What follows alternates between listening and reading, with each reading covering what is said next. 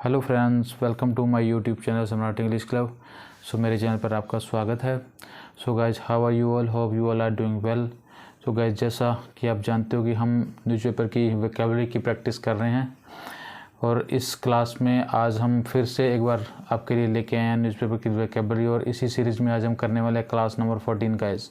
इससे पहले गाइज मैं ऑलरेडी 13 तक क्लास रिकॉर्ड कर चुका हूँ। अगर आपने मेरे उन वीडियोज़ को नहीं देखा तो please watch that video first guys. उनका लिंक मैं डिस्क्रिप्शन में दे दूंगा।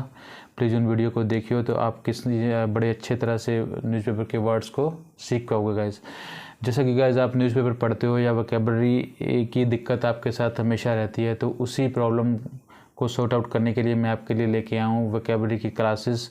तो इसके बाद आपको न्यूज़पेपर पढ़ने में या कोई मैगज़ीन पढ़ने में या किसी तरह की कोई बुक भी आप रीड करोगे तो आपको ओवरऑल सभी प्रॉब्लम से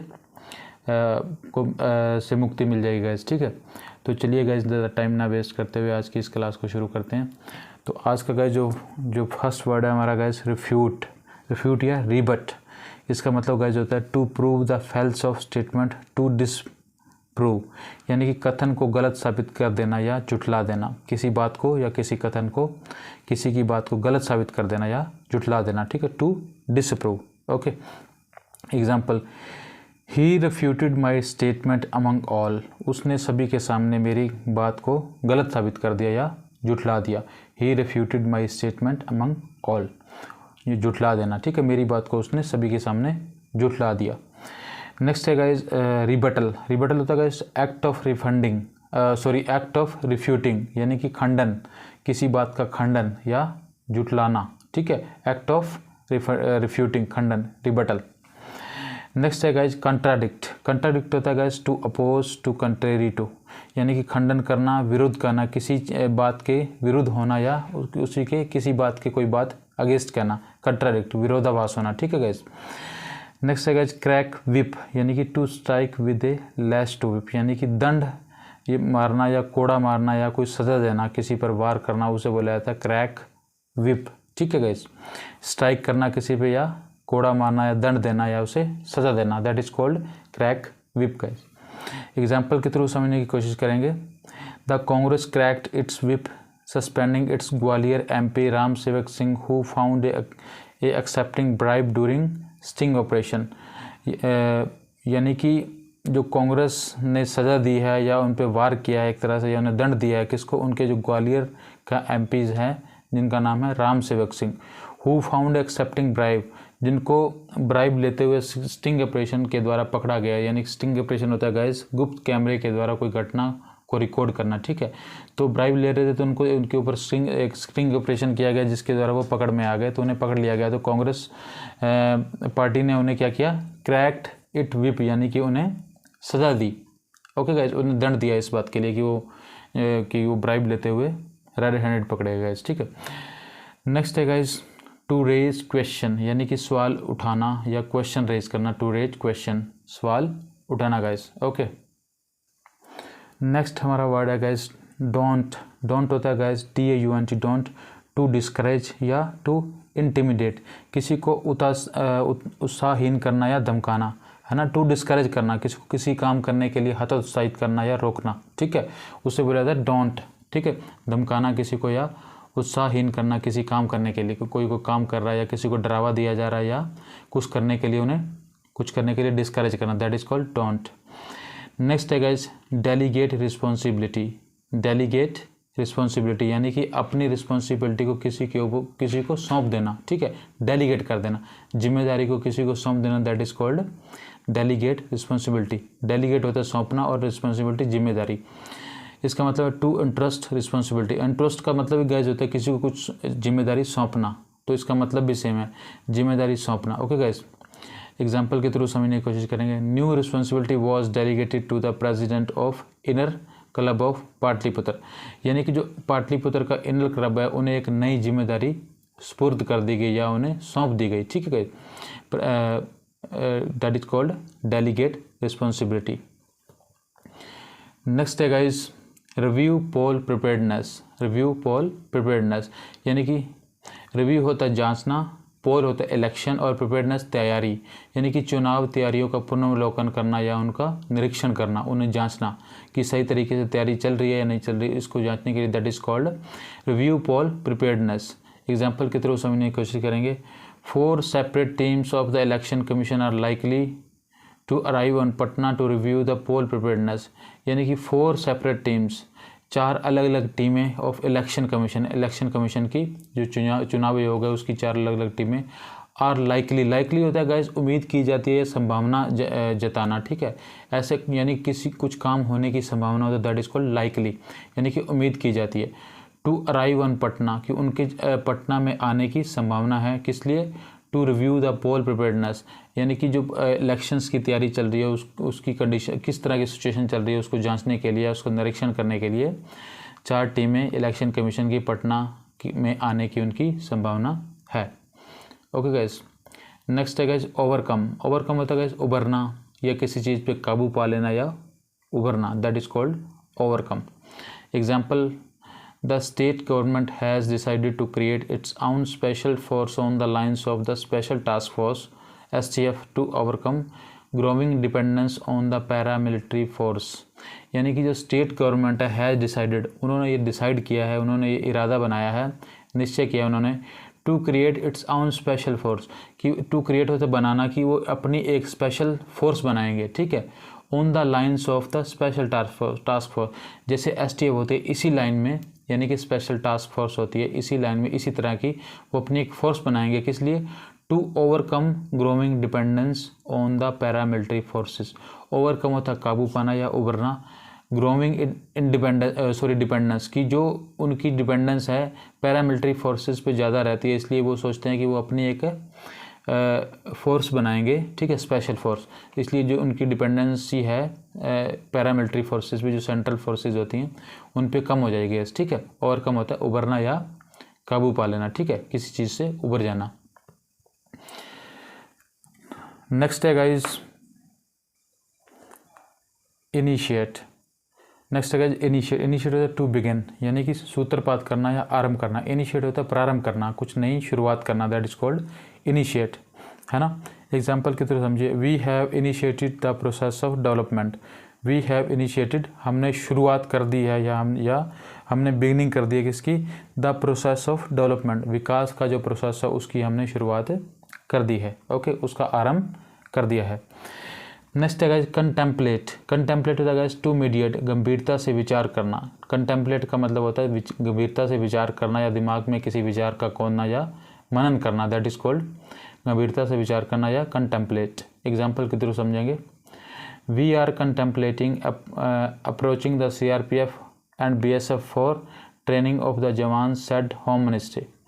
वी आर कंटेम्पलेटिंग, हम विचार कर रहे हैं, किस बात पर विचार कर रहे हैं? गंभीरता से विचार कर रहे हैं। अप्रोचिंग द CRPF, कि हम CRPF और BSF को अप्रोच करें या उनसे मिलें, किस लिए? फॉर ट्रेनिंग के लिए, ऑफ द जवान्स, की जवानों को ट्रेनिंग दी दें वो, ठीक है। किसने कहा ये? सेड होम सेक्रेटरी ने ऐसा कहा। तो कंटेम्पलेट का मतलब होता है गंभीरता से विचार करना। ओके गाइस, नेक्स्ट है गाइस स्टेज वॉकआउट, सदन से बाहर निकलना। स्टेज वॉकआउट होता है गाइस जैसे पार्लियामेंट का सदन होता है, जैसे पार्लियामेंट के लोकसभा या राज्यसभा, उसी तरह से विधानसभा या विधान परिषद होता है, तो इसलिए सदन होते हैं। तो स्टेज वॉकआउट, सदन से बाहर निकलना, उस सदन से बाहर जाना, that is called stage walk out. Example, left stage walk out from house. Left होता है लेफ्ट पार्टीज, ठीक है।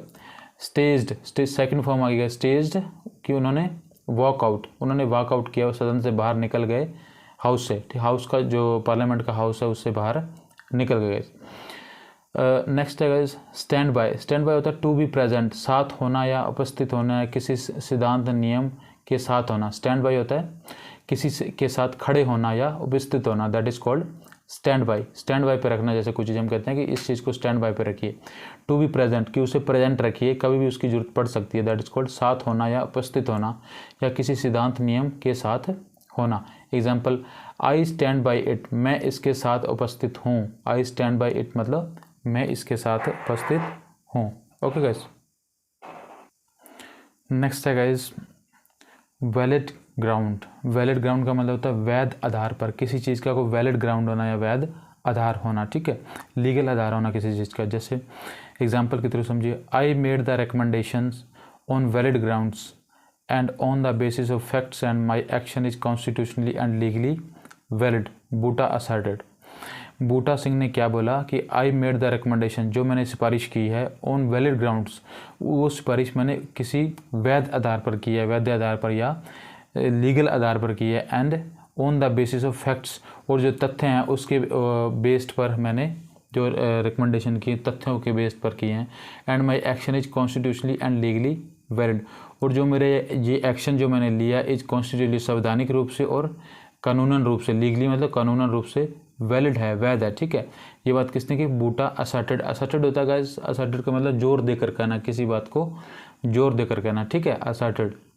सो वैलिड ग्राउंड मतलब वैध आधार पर। तो आप एग्जांपल से अच्छे से समझ गए होंगे। नेक्स्ट है गाइस इनकर लॉस। इनकर लॉस का मतलब होता है घाटा उठाना या सहना, किसी चीज़ का लॉस सहन करना या उठाना, दैट इज कॉल्ड इनकर लॉस। घाटा उठाना या घाटा सहन करना, लॉस सहन करना, इनकर लॉस। नेक्स्ट है guys at a throw away price. At a throw away price, that is called at very low price rate, यानी कि बहुत कम रेट पर, काफ़ी कम दर पर, ठीक है। Eight a throw away price, यानी कि ये मान लीजिए कि इसका मतलब ये है कि हम बस चीज़ फेंक रहे हैं, है ना, तो that is very low price, at very low price rate, ठीक है, काफ़ी कम दर पर कोई चीज़ देना किसी को, ठीक है। नेक्स्ट है कास्ट एस्पर्शन। कास्ट एस्पर्शन दैट इज़ लांछन लगाना, किसी पे कोई इल्ज़ाम लगाना या लांछन लगाना, ठीक है, that is called caste aspersion. Media example के थ्रू समझने की कोशिश करेंगे। जैसे media persons actually are casting aspersions on me by making such allegation, says Buta. Buta Singh ने कहा कि जो मीडिया पर्सन्स हैं एक्चुअली वास्तव में आर कास्टिंग एस्पर्शन, जो मुझ पर लांछन लगा रहे हैं या मुझ पर इल्ज़ाम लगा रहे हैं, आरोप लगा रहे हैं, ऑन मी, मुझ पर, ठीक है, bye making such allegations. By making बनाकर, बाय मेकिंग होता है बनाकर, मुझ पर लगाकर, सच एलिगेशन ऐसे आरोप लगाकर वो मुझ पर झूठा लांछन लगा रहे हैं, ठीक है। किसने बोला ये? सेज बूटा, बूटा सिंह ने ऐसा बोला। कल ये जो इस तरह के जो एग्जांपल्स आते हैं ये न्यूज़पेपर की हेडलाइंस होती हैं, जैसे तरह तरह के डिफरेंट तरह के न्यूज़पेपर की वोकैबुलरी हम डिस्कस कर रहे हैं यहाँ पे, तो उन्हीं न्यूज़पेपर में से ये एग्जांपल्स लिए जाते हैं, तो इससे आप किसी वर्ड्स का मीनिंग को बड़े अच्छे से समझोगे, ठीक है। चलिए, तो ये एक बड़ा अच्छा तरीका है वोकैबुलरी को अंडरस्टैंड करने का, क्योंकि इसके साथ साथ हम किसी पर्टिकुलर वर्ड को अगर सीखना चाह रहे हैं तो उसके साथ अगर हम उसके एग्जाम्पल को समझ लेंगे तो बड़े अच्छे से आप उसे समझ जाओगे और जल्दी से बोल नहीं पाओगे, क्योंकि एग्जाम्पल के साथ ये प्रैक्टिस तो इसी को ही कहते हैं कि किसी चीज़ को प्रैक्टिस हम कर रहे हैं, उसको मतलब उसको हम एग्जाम्पल के साथ समझने की कोशिश कर रहे हैं। ओके गाइस, चलिए नेक्स्ट है गाइस नीड लेस टू से। नीड लेस टू से गाइस, इसका मतलब है कहना जरूरी नहीं है या कहना उचित नहीं होगा। कहना जरूरी नहीं है या कहना उचित नहीं होगा, तो मतलब नीड लेस टू से। एग्जाम्पल के थ्रू समझेंगे गाइस। जैसे नीड लेस टू से, कहना उचित नहीं होगा, the governor was quite upset by the pointed queries, यानी कि ये कहना उचित नहीं होगा या कहने की ज़रूरत नहीं है कि जो गवर्नर है, जो राज्यपाल है, वाज क्वाइट अपसेट, वो बहुत उदास थे, किस लिए? बाय द पॉइंटेड क्वेरी, जो उन पर क्वेरी जो उनसे जानकारियाँ ली जा रही हैं, उन पर क्वेश्चन रेज किया जा रहा है, उस बात से वो अपसेट थे, तो ये सब कहना उचित नहीं होगा। नेक्स्ट है guys conduct an inquiry. Conduct an inquiry होता है जांच करना, पड़ताल करना, है ना। इंक्वायरी करना की कंडक्ट होता है करना, इंक्वायरी होता है जांच, तो इसका मतलब हुआ कंडक्ट एन इंक्वायरी, मतलब जांच करना। ओके गाइस, तो ई के पहले एन लग गया या ए होता तो मतलब ई से साउंड है वोवल्स का आ रहा है, तो इसका मतलब आर्टिकल एन लगा है, तो conduct an inquiry that is called जांच करना। नेक्स्ट वर्ड मीनिंग है guys put forward views. Put forward views होता है गाइस विचारों को किसी के आगे रखना, है ना। जैसे अपने विचारों को किसी मिनिस्टर के आगे रखना या किसी गवर्नर के आगे रखना, ठीक है, अपनी बात को रखना या डीएम के आगे रखना, ठीक है, उसे बोला जाता है पुट फॉरवर्ड व्यूज़, अपने विचारों को किसी के सामने रखना। एग्जाम्पल के थ्रू समझिए, we have put forward views before the governor and he has assured to take steps, यानी कि we have put forward views, हमने विचारों को किसके आगे रखा? बिफोर द गवर्नर, गवर्नर के सामने अपनी बात को रखा, and he had assured, he has assured, उन्होंने भरोसा दिलाया, एश्योर्ड होता है भरोसा दिलाना, उन्होंने भरोसा दिलाया है टू टेक स्टेप्स, कि वो उचित कदम उठाएंगे। ठीक है, तो पुट फॉरवर्ड व्यूज़ होता है विचारों को किसी के आगे रखना या अपनी बात को किसी के सामने रखना। ओके गाइस, नेक्स्ट है गाइस री इंस्टेट होता है या री इंडक्ट होता है फिर से बहाल करना, किसी बात को किसी चीज़ को फिर से बहाल करना, that is called reinstate या reinduct. Example, Honda management are in touch to reinstate the 4 sacked workers, यानी कि जो होंडा कंपनी है उन मैनेजमेंट है उसका, आर इन टच वो संपर्क में है, टू री इंस्टेट फिर से बहाल करने के लिए किसको, द 4 सैक्ड होता है जिनको पद से हटा दिया गया हो, सैक्ट होता है किसी को पद से हटा देना। ठीक है, जो पद से हटाए हुए उनके जो वर्कर्स हैं उनको फिर से वो बहाल करना चाहते हैं। ठीक है, फिर से उन्होंने बहाल कर दिया, यानी कि Honda management are in touch to reinstate the 4 sacked workers, यानी कि होंडा मैनेजमेंट ने जो उन्होंने 4 वर्कर्स को काम से निकाल दिया था, पद से हटा दिया था, तो उनको फिर से बहाल कर दिया। तो री इंस्टेट या इंडक्ट होता है फिर से बहाल करना या फिर से उसी पोजीशन में लाना। नेक्स्ट है गाइस हाई लेवल प्रूव, उच्च स्तरीय जांच। हाई लेवल प्रूव होता है हाई लेवल यानी कि बहुत ऊंचे स्तर की जांच करना, किसी मतलब कोई ऐसा एक्शन या क्राइम कुछ हो गया है तो उसकी जांच जो की जा रही है बड़ी हाई लेवल की जांच की जा रही है, हाई लेवल प्रूव, उच्च स्तरीय जांच। नेक्स्ट है guys political ill will. Political ill will होता है गाइस राजनीतिक द्वेष या लड़ाई, यानी कि राजनीतिक रूप से अपने दिल में द्वेष रखना या ईर्ष्या रखना या लड़ाई रखना, that is called political ill will. Okay guys, next है गाइस सेट या all set, set oblique all set, इसका मतलब है टू बी रेडी, तैयार, तय या पूरी तरह से तैयार। ठीक है, टू बी रेडी, सेट या ऑल सेट, सेट दोनों का मतलब सेम है, टू बी रेडी यानी कि तैयार होना या पूरी तरह से तैयार हो रहना। ठीक है, तैयार। Example, election commission is all set to hold free and fair elections said K G Rao. K G Rao जो इलेक्शन कमिश्नर रहे हैं तो उन्होंने क्या कहा है कि election commission is all set, कि वो पूरी तरह से तैयार है किस लिए, to hold free and fair election, कि जो साफ़ सुथरे अच्छी तरह से इलेक्शन करवाने के लिए, फ्री मतलब किसी के दबाव में ना होना, और फेयर होता है कि जिसमें किसी तरह की धांधलेबाजी ना हो, that is called free and fair election. तो इलेक्शन कमीशन पूरी तरह से तैयार है फ्री एंड फेयर इलेक्शन कराने के लिए। ठीक है, election commission is all set. Okay guys, next है guys Shibu Soren set to be Jharkhand CM. ये पूरी तरह से तय है कि शिबू सोरेन झारखंड के सीएम बनेंगे। ठीक है, शिबू सोरेन सेट यानी कि पूरी तरह से तैयार है टू बी बनने के लिए झारखंड के सीएम। ओके गाइज, नेक्स्ट है guys lag behind. Lag behind होता है टू फॉल बिहाइंड, यानी कि पीछे रह जाना या पिछड़ जाना। ठीक है, पीछे रह जाना या बाकी रह जाना या किसी काम में पिछड़ जाना, उसे बोला जाता है लैग बिहाइंड। ठीक है, टू फॉल बिहाइंड। और टू गो स्लोली, पिछड़ जाना या धीरे से धीरे चलना या बाकी रह जाना। इसे का एग्जाम्पल्स को समझने की कोशिश करेंगे। For example, Jehanabad district was lagging behind in the preparation of photo identity card, यानी कि जो जहानाबाद का डिस्ट्रिक्ट है वाज लैगिंग बिहाइंड, वो पीछे रह गया है इन द प्रिपरेशन तैयारी में ऑफ फोटो आइडेंटिटी कार्ड, जो फोटो आइडेंटिटी कार्ड बनाए जा रहे हैं उसके तैयारी में वो पीछे रह गया, वाज लैगिंग बिहाइंड या पिछड़ गया है। So the DM has been directed the work on timely completion. तो डीएम को यह डायरेक्शन दिया गया कि वो इस काम को टाइमली समय से कंप्लीशन होता है पूरा करना, समय से करवाए, कंप्लीट कराए। ठीक है, तो लैग बिहाइंड का मतलब पिछड़ जाना या पीछे रह जाना। नेक्स्ट है guys trigger of high drama, काफ़ी बड़ा नाटकीय मोड़ ले लेना, trigger of high drama. Guys ये फ्रेजल टाइप की टर्म्स होती है जो वर्ड मीनिंग में आपको करा रहा हूँ, इसमें बहुत सारी ऐसी टर्म्स आ रही है जो मल्टीपल वर्ड से मिलकर बनी है, तो इसे बोला जाता है फ्रेजल वर्ब्स। ठीक है, ट्रिगर ऑफ हाई ड्रामा यानी कि काफ़ी बड़ा नाटकीय मोड़ ले लेना। Example, the decision to replace one SP Ratan Sanjay triggered off high drama, यानी कि जो डिसीजन लिया गया किसको, to replace Siwan SP, Siwan के जो एसपी को जो रिप्लेस बदला जा रहा है, तो रतन संजय जो है उन्होंने ट्रिगर्ड ऑफ हाई ड्रामा, उन्होंने इस बात पे काफ़ी बड़ा नाटकीय, इस घटना ने काफ़ी बड़ा मोड़ ले लिया, काफ़ी नाटकीय मोड़ ले लिया, क्योंकि जो रतन संजय जी हैं वो काफ़ी इस पर हल्ला कर रहे हैं, शोर शराबा कर रहे हैं, तो इस घटना ने जो सिवान एसपी को रिप्लेस किया गया तो इसने काफ़ी बड़ा नाटकीय मोड़ ले लिया है। Okay guys.